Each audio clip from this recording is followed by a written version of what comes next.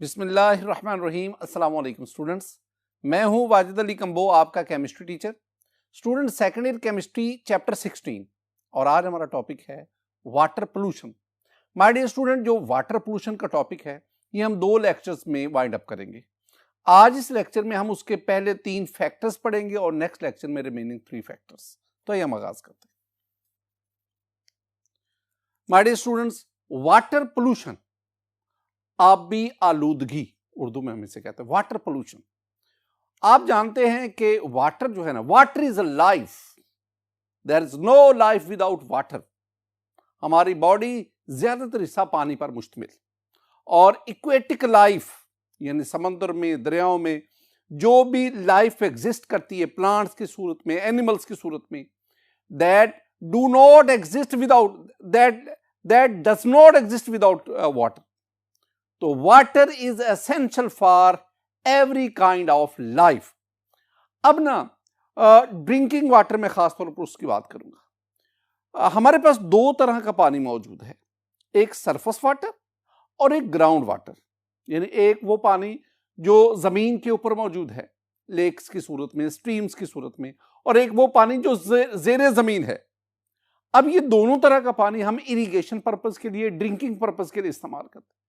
और ये दोनों तरह का पानी जो है इसको आलूदगी का खतरा है, ह्यूमन एक्टिविटीज की वजह से, एटमॉस्फेयर की वजह से।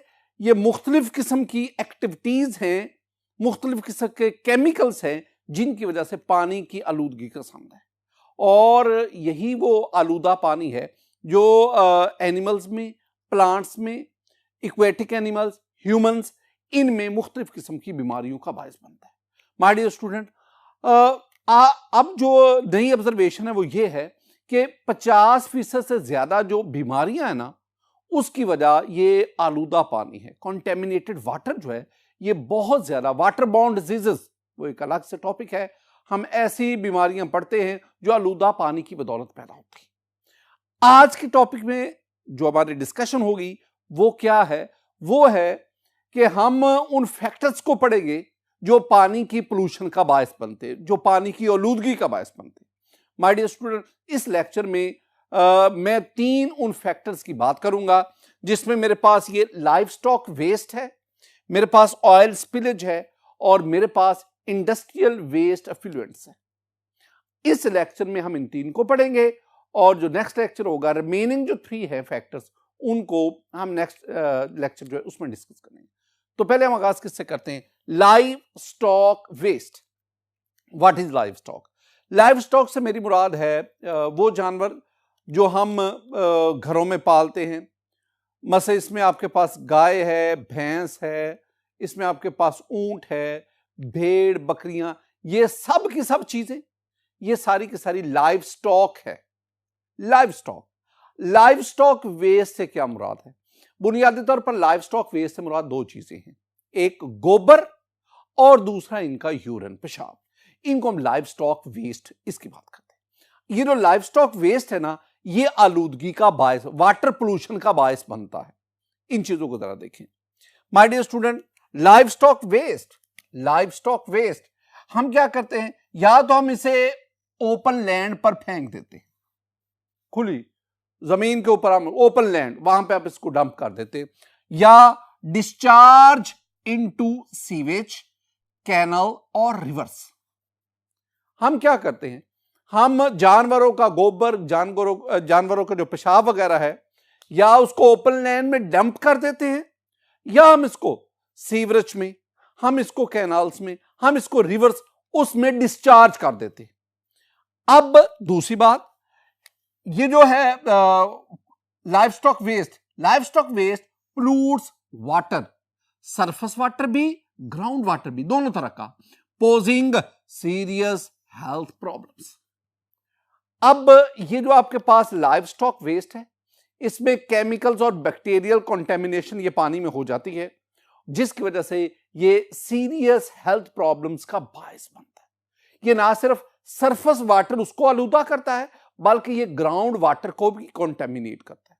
My dear student, chemicals and bacterial contents in livestock waste can contaminate water and cause infectious diseases जिसमें डायसेंट्री है, टाइफाइड है और हेपेटाइटिस है।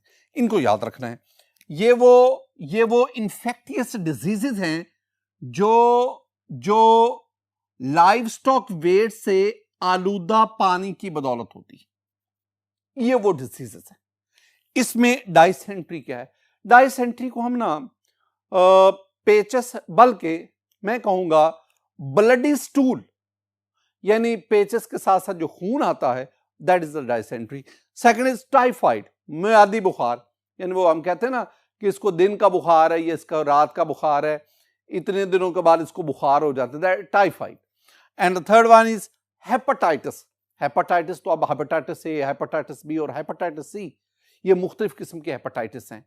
अब ये हेपेटाइटिस उर्दू में कहते हैं वर्मे जिगर, जिगर का वर्म, वर्म कहते हैं सूज, जिगर का सूज जाना, swelling of liver, that is. जहां भी ITIS आता है ना, हेपेटाइटिस, ITIS, तो इसका मतलब होता है स्वेलिंग, सूजना। तो हेपेटाइटिस ये आजकल ये बहुत ज्यादा ये बीमारी चली हुई है और ये बड़ी तादाद में लोगों को ये मौत का बायस बन रही है। ये जो है डायसेंट्री है, टाइफाइड है, हेपेटाइटिस है, ये सारी की सारी ये लाइव स्टॉक वेस्ट की वाटर में कंटेमिनेशन की बदौलत पैदा होती है। My dear student, the second factor is oil spillage. Oil spillage, पहले कुछ मैं आपको ना पॉइंट एक एक पॉइंट करके आपको बात समझाता जाता हूं। ऑयल स्पिलेज, ऑयल का बह जाना कैसे, इसको हम देखते हैं। पहले तो आप पेट्रोलियम की बात कर रहे हैं, चैप्टर 7 में हम डिस्कस करके आए स्टूडेंट, पेट्रोलियम, क्रूड ऑयल, उसकी शक्ल दोनों। अब पेट्रोलियम क्या है? Petroleum is a complex mixture of many compounds, particularly the hydrocarbons. आमतौर पर कहा जाता है कि पेट्रोलियम में ना C1 से C40 तक डिफरेंट हाइड्रोकार्बन्स मौजूद है।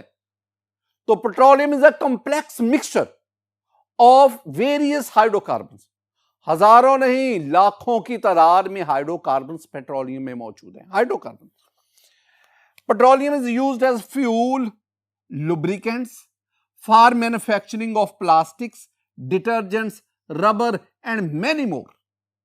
ये तो आप जानते हैं ना, ये पेट्रोलियम या ये फ्यूल की सूरत में पेट्रोल की आप बात करते हैं, गैसोलीन की बात करते हैं, आप केरोसिन ऑयल की बात करते हैं, ये बतौर लुब्रिकेंट इस्तेमाल होता है। और इस तरह आप पेट्रोलियम की मदद से डिफरेंट, इनको स्टार्टिंग मटेरियल लेकर आप डिफरेंट किस्म के प्रोडक्ट्स बनाते हैं। इसका मतलब पेट्रोलियम है क्या और पेट्रोलियम के यूजेस क्या है। पहले तो आप इन दो बातों को ऑयल स्पिलेज वाले टॉपिक में, पहले आपको पेट्रोलियम का पता होना चाहिए। नेक्स्ट क्या है उसको जरा देखते हैं। माय डियर स्टूडेंट, अब हमारे पास sea water gets polluted by accidental oil spills and leakage. अब इसको भी याद रखना है, सी वाटर, समुद्री पानी, ये पोल्यूट हो जाता है एक्सीडेंटल ऑयल स्पिल्स और लीकेज फ्रॉम, कहां से? Cargo oil tanker in sea, tanker trucks, pipeline leakage during offshore exploration and leakage of underground storage tanks. ये एक्सीडेंटली इन जराए से जो ऑयल लीक हो जाता है, स्पिल्स होता है। तो इनको देख लें। पहली बात मैंने क्या कही? मैंने कहा कि ये जो कार्गो ऑयल टैंकर इन सी है, इन कार्गो ऑयल टैंकर इन से ये जो ऑयल है ये सतह समंदर पर फैल जाता है। दूसरा आपके पास मेन जो आ रहा है, pipeline leakage during the offshore exploration. तो ये ऑफशोर एक्सप्लोरेशन हो रही है जिसके दौरान ये पाइपलाइन, यहां से ऑयल बह रहा है। फिर आपके पास leakage of underground storage tanks, ये अंडरग्राउंड जो स्टोरेज टैंक्स है इससे भी लीकेज है। और ये सब वो चीजें हैं जिसकी वजह से ऑयल जो है वो सी वाटर उसमें कॉन्टेमिनेट हो रहा है, या ये जमीन के अंदर जो अंडरग्राउंड वाटर उसमें शामिल हो रहा है। ये वो डिफरेंट जराए हैं, सोर्सेज हैं जिसमें समंदरी पानी के अंदर ऑयल मिक्स होता है। अब next, hazardous effect of petroleum products. ये जो हम पेट्रोलियम प्रोडक्ट्स है ना, इनके नुकसानात क्या हैं? अब इसमें पहली बात, पॉलीसाइक्लिक एरोमेटिक हाइड्रोकार्बन्स। अभी मैंने आपसे कहा ना कि petroleum is a complex mixture of hydrocarbons और इनमें पॉलीसाइक्लिक एरोमेटिक हाइड्रोकार्बन शामिल हैं। पॉलीसाइक्लिक एरोमेटिक हाइड्रोकार्बन से वेरी गुड, मैं आपको जस्ट याद करवा रहा हूं ना। ये स्टूडेंट आपके पास बेंजीन है, अगर दो बेंजीन मॉलिक्यूल आपस में फ्यूज करवा दो, now this one is called the क्या है, नेफ्थलीन। तीन करवा दो, this one is called the anthracene. अगर आप इस तरह इनको तीन को करवा दे, now this is called phenanthrene. इसके अलावा ये भी आपके पास, ये मुख्तलिफ में जो आपके सामने, all these are polycyclic aromatic hydrocarbons. Polycyclic aromatic hydrocarbon, ये लफ्ज आपको पहले पता होना चाहिए कि पॉलीसाइक्लिक एरोमेटिक हाइड्रोकार्बन से मेरी मुराद क्या है। तो ये जो कंपाउंड मैंने आपके सामने शो करवाए, these are polycyclic aromatic hydrocarbons. My dear student, polycyclic aromatic hydrocarbons, these are carcinogen. Carcinogen mean cancer causing, ये कैंसर का बायस बनते हैं even at very low concentration. यहां तक के बहुत कम मिकदार में भी ये कैंसर का बायस बनते हैं, बहुत कम मिकदार में, मामूली मिकदार इनकी भी जिस्म में कैंसर का बायस बनती है।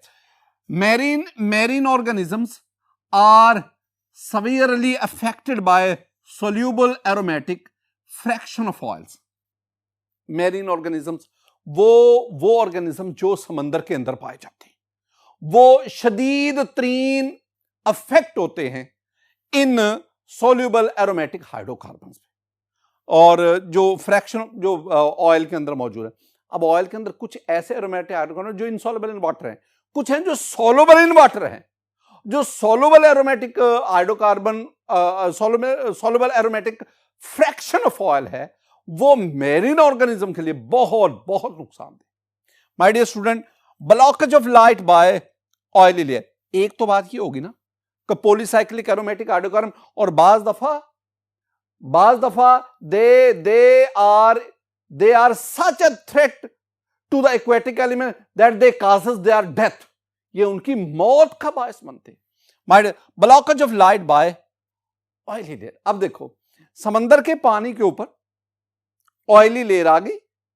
अब समंदर के अंदर बहुत ज्यादा वेजिटेशन है, वेजिटेशन प्लांट्स वो फोटोसिंथेसिस के लिए अपनी फूड प्रिपेयर करते हैं। फोटोसिंथेसिस के लिए और चीजों के साथ साथ लाइट चाहिए। अब क्या हुआ, अब ऑयली लेयर की वजह से अब लाइट की जो ट्रांसमिशन है वो ब्लॉक होगी, अफेक्ट होगी। अब जब लाइट प्लांट्स तक नहीं पहुंचेगी, फोटोसिंथेसिस नहीं होगा, फोटोसिंथेसिस नहीं होगी, फूड प्रिपेयर नहीं होगी, फूड प्रिपेयर नहीं होगी तो प्लांट सर्वाइव नहीं कर सकते। एक और भी चीज है, और वो क्या है, ये जो इक्वेटिक लाइफ है ना, इसको ऑक्सीजन भी चाहिए।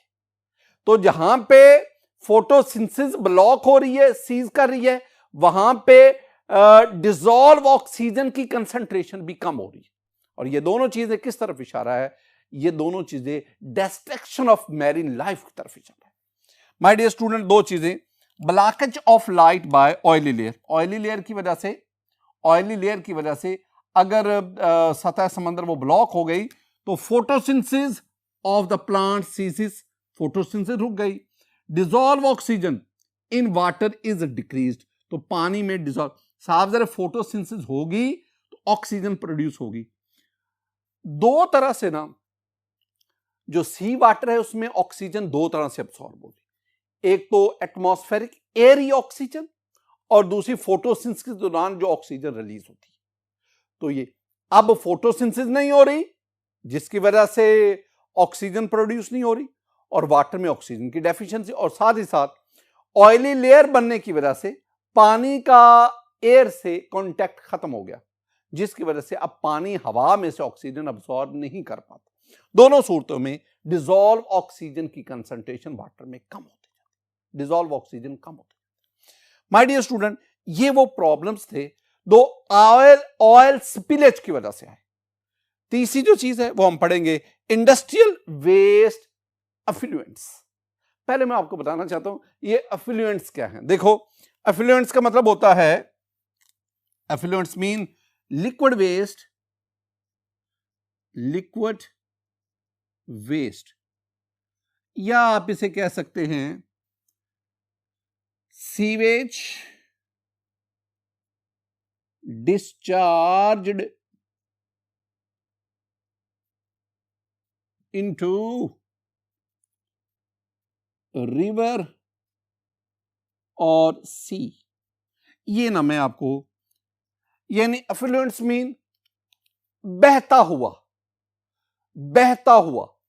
तो इंडस्ट्रियल वेस्ट एफ्लुएंट्स, वो इंडस्ट्रियल वेस्ट जो बह रहा है, बहाव रखता है। माय डियर स्टूडेंट, इसको जरा डिटेल से हम देखते हैं।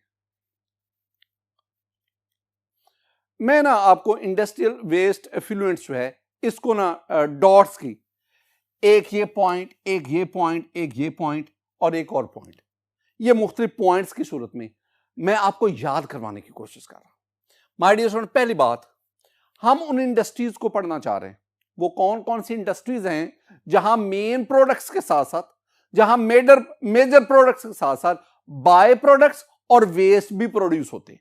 पहले ये बात देखें, यानी following industries have some by products and waste effluents along with main products. कौन कौन सी industry? Leather tanneries, leather tanneries यानी वो इंडस्ट्री जहां पे हम चमड़े से खाल बनाते हैं, टैनिंग होती है।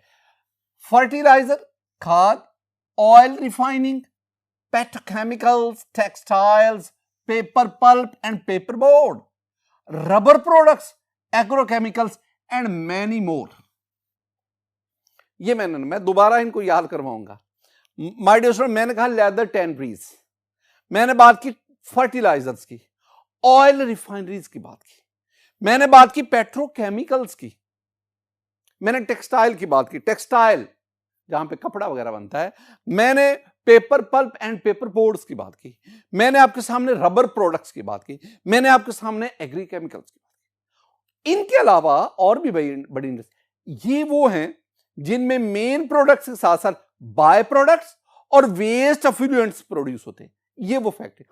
सिर्फ ये नहीं है, और भी हमारी सराउंडिंग में बहुत सारी ऐसी इंडस्ट्री है जो वेस्ट एफ्लुएंट्स वो प्रोड्यूस कर रही है, बेतहाशा प्रोड्यूस कर रही है, और यही वो वेस्ट एफ्लुएंट्स है जो वाटर पोल्यूशन का बायस बन रहे हैं।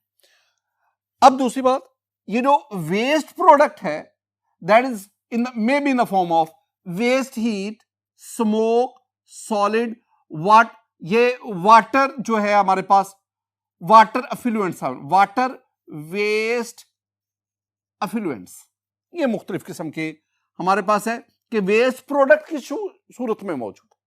माय डियर स्टूडेंट, एक और चीज, केमिकल्स इन इंडस्ट्रियल वेस्ट। ये जो इंडस्ट्री से हमारे पास वेस्ट आ रहा है, एक तो प्रोडक्ट तो चला गया ना, जो इंडस्ट्री से वेस्ट निकल रहा है, अब इस वेस्ट में कौन कौन से केमिकल्स हैं, वो कौन कौन से केमिकल्स हैं जो वाटर पोल्यूशन का बायस बन रहे हैं, जो लाइफ के लिए थ्रेट्स हैं। अब उनको देखें। उसमें स्टूडेंट ये याद रखने आपने, उसमें एक तो आपके पास highly toxic synthetic organic compound, highly toxic, इंतहाई जहरीले, खतरनाक synthetic organic compounds, heavy metals, these are very very important.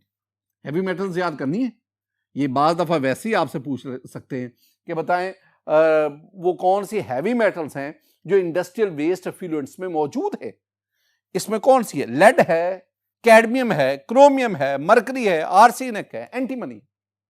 These are heavy metals which are present in industrial waste effluents. दो बातें हो गई, एक highly toxic synthetic organic compound और एक हैवी मेटल्स। हैवी मेटल्स का भी आपको पता होना चाहिए। तीसरी चीज ऑयल्स एंड ग्रीसेस और फिर mineral acids. My dear student, ये वो केमिकल्स हैं जो इंडस्ट्रियल वेस्ट में मौजूद हैं। अब these chemicals they contaminate surface and ground water. ये सरफेस वाटर, ग्राउंड वाटर, जेरे जमीन पानी और जमीन की सतह के ऊपर पानी, दोनों तरह के वाटर उसको आलूदा करते हैं and causes irreversible degradation of the environment. और ये एनवायरमेंट की ये बात समझने वाली है, irreversible degradation of the environment.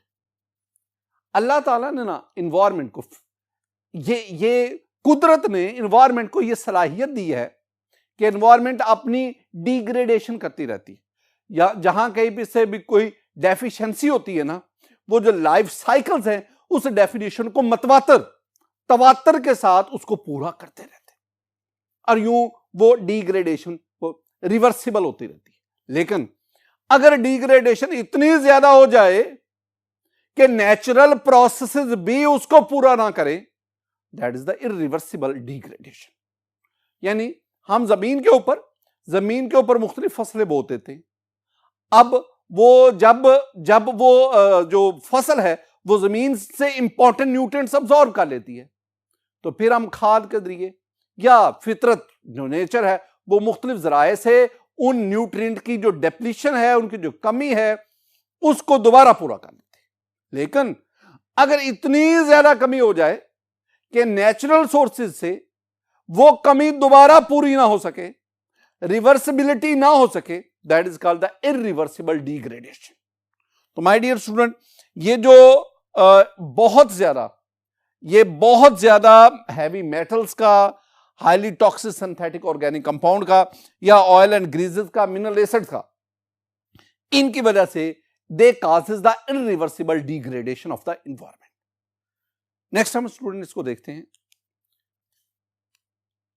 ये भी अक्सर स्टूडेंट शॉर्ट आंसर क्वेश्चन आता है कि write down the effects of heavy metals present in the industrial waste effluents.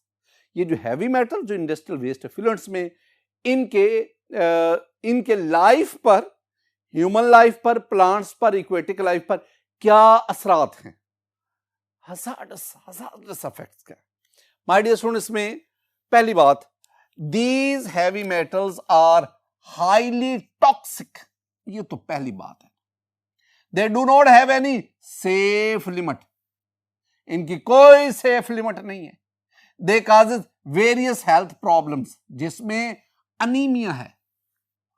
Anaemia हम कहते हैं ये खून की कमी जो है ना, उसको हम अनीमिया, रेड ब्लड सेल्स वगैरह उसकी जो डेफिशिएंसी, वो अनीमिया में आते हैं।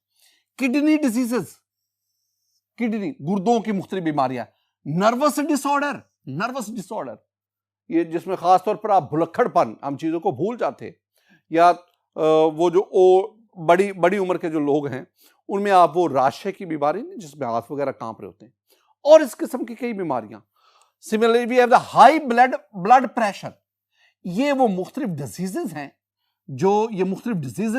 जो हैवी मेटल्स की वजह से होती है। माय डियर स्टूडेंट, आज के इस लेक्चर में मैंने ना वाटर पोल्यूशन, उसके 6 में से 3 फैक्टर्स आपके साथ डिस्कस किए। इंशाल्लाह जो रिमेनिंग 3 हैं वो हम नेक्स्ट लेक्चर में डिस्कस करेंगे। मेरी दुआ है कि अल्लाह ताला आप पर अपना फजल फरमाए, अल्लाह ताला आप पर अपना करम फरमाए। अस्सलामु अलैकुम व रहमतुल्लाह।